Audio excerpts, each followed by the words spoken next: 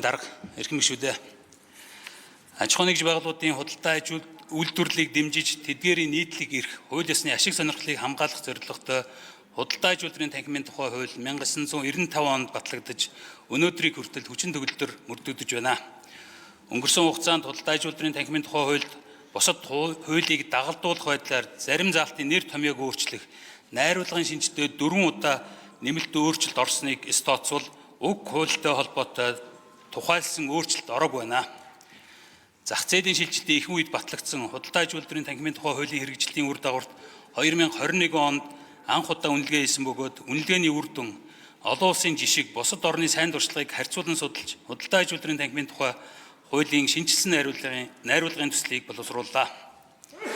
Өнөөдөр хүчин төгөлдөр мөрдөгдөж байгаа худалдаа аж үйлдвэрийн танхимын тухай хуулийн хэрэгжилтийг дараах байдалтайгаар үнэлсэн байна. Нэгдүгээр, танхим нь аж ахуйн нэгж байгууллагуудын хууль ёсны нийтлэг ашиг сонирхлыг төлөөлөх хамгаалах асуудлаар төрийн байгууллагатай харилцах эрх зүйн орчин сул, төрөөс эдийн засгийн бодлого боловсруулахад танхимын оролцоо тодорхойгүй, нөлөө бага, танхимын тогтолцоог орон нутгийн зарчимд тулгуурлан байгуулах нь практикт хэрэгждэггүй, 21 аймгийн салбар танхимууд бие даан үйл ажиллагаа явуулах чадамжгүй зэргээр үнэлсэн байна.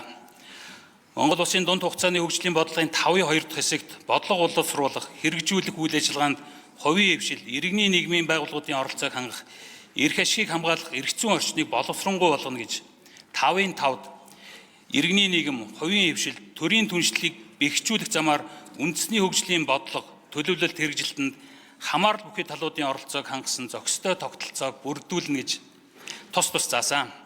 Эдийн засаг дахь хувийн эвшлийн оролцоог нэмэгдүүлэхийн төлөө аж ахуйн үйл ажиллагаа эрхлэгчдийн нийтлэг эрх, хууль ёсны ашиг сонирхлыг төлөөлөн илэрхийлэх, хамгаалах харилцааг зохицуулахаар хуулийн төслийн үзэл баримтлалыг боловсрууллаа. Хуулийн төслийг боловсруулахдаа бусад улсуудын худалдаа аж үйлдвэрийн танхимын эрх зүйн байдлыг зохицуулсан хууль тогтоомжийг харьцуулан судалж, олон улсын жишг, Монгол улсын эдийн засгийн төвлөрөл, аж ахуй эрхлэгчдийн саналыг харгалзсан болно. Хуулийн төслийн шинжилсэн найруулгын төсөлд дараах зарчмын өөрчлөлт орохоор тусгалаа. 1. Өнөөдөр хүчин төгөлдөр мөрдөгдөж байгаа хуулиар худалдаа аж үйлдвэрийн танхимыг орон нутгийн зарчмаар хөгжүүлэхээр зорьсон боловч өнгөрсөн хугацаанд зөвхөн Улаанбаатар хотын худалдааны танхим л байгуулагдсан байна. Худалдаа үйлдвэрлэл үйлчилгээний дийлийнх нь Улаанбаатар хотод төвлөрсөн байдлыг харгалзан цаашид танхимыг орон нутгийн зарчмаас гадна эдийн засгийн салбараар нэмж зохион байгуулахаар тусгалаа. Аж ахуйн нэгжүүд өөрсдийн үйл ажиллагааны чиглэлээр салбар танхимдаа нэгдснээр тухайн салбарын төлөөлөх чадвар сайжирч, бодлогын судалгаа тооцоо бодиттой болж, бодлогын өмгөөллийн нөлөө сайжирнаа. 2. Танхим нь аж ахуйн үйл ажиллагаа эрхлэх орчныг сайжруулах, аж ахуйн үйл ажиллагаа эрхлэгчдийн нийтлэг эрх, хууль ёсны ашиг сонирхлыг төрийн байгууллагад төлөөлөн илэрхийлэх хамгаалах үндсэн зорилготой. Хууль заасан энэ зорилгын хэрэгжилт хангалтгүй байгаа тул эрх зүйн орчныг тодорхой болгож, Монгол улсын нийгэм эдийн засгийг хөгжүүлэх үндсэн чиглэл, хөгжлийн бодлого, төлөвлөлтийн баримт бичгийг боловсруулахад танхимын төлөөллийг оролцуулах зохицуултыг нэмж, аж ахуйн үйл ажиллагаа эрхлэгчдийн оролцоог сайжруулахаар хуулийн төсөл тусгалаа. 3. Улсын бүртгэлийн ерөнхий газрын мэдээлэлээс харахад зөвхөн барилгын салбарт 24, аялал жуулчлалын салбарт 80, уул уурхайн салбарт 92, хүнсний салбарт 102 төрлийн бус байгууллага мэргэжлийн холбоод бүртгэлтэй байгаа хэдий ч салбарын нийтлэг эрх ашигыг төлөөлөх чадвартай, идэвхтэй үйл ажиллагаа явуулж байгаа нь тун цөөхөн байна. Худалдаа аж үйлдвэрийн танхимын тухай хуулийн төсөл нь энэ асуудлыг шийдэхэд бодиттой хувь нэмэр оруулна гэж үзэж байна. Аймаг нийслэлийн болон эдийн засгийн салбарын танхимууд нь сайн дурын үндсэн дээр зохион байгуулагдаж, бие даан үйл ажиллагаа явуулах бөгөөд эдгээр салбар танхимууд нь нэгдэж үндэсний танхимаа бүрдүүлэхээр хуулийн төсөл тусгасан. Ингэснээр үндэсний худалдаа аж үйлдвэрийн танхимыг аж ахуйн нэгжүүд биш, салбар танхимууд үүсгэн байгуулж, аж ахуйн үйл ажиллагаа эрхлэгчдийн нийтлэг эрх ашигыг төлөөлөх чадвар сайжирч, эдийн засгийн салбар хоорондын бодлогын уялдаа сайжирнаа.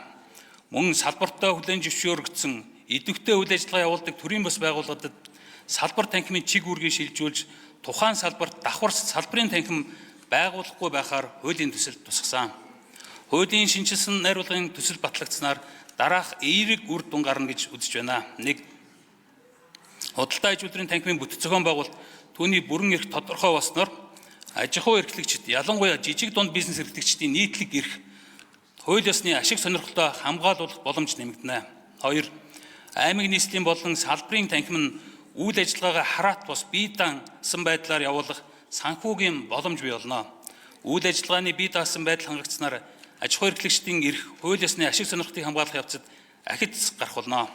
3. Төрөөс нийгэм эдийн засгийн бодлого боловсруулахад хувийн хвшлийн идэвхтэй оролцоо нэмэгдэнэ.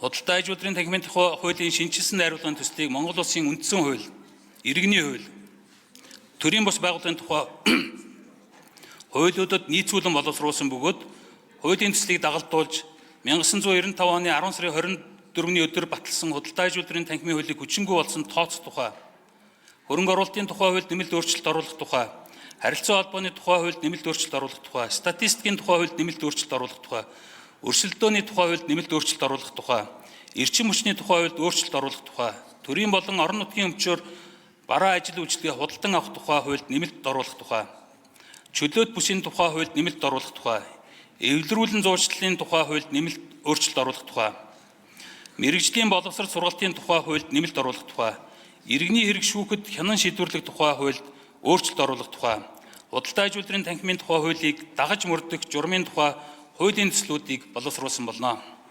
Улсын их хурлын дарга эрхэм гишүүдээ хуулийн төслийг үзэл баримтлалын хүрээнд хэлэлцэж шийдвэрлэж өгөхийг хүсье. Баярлалаа.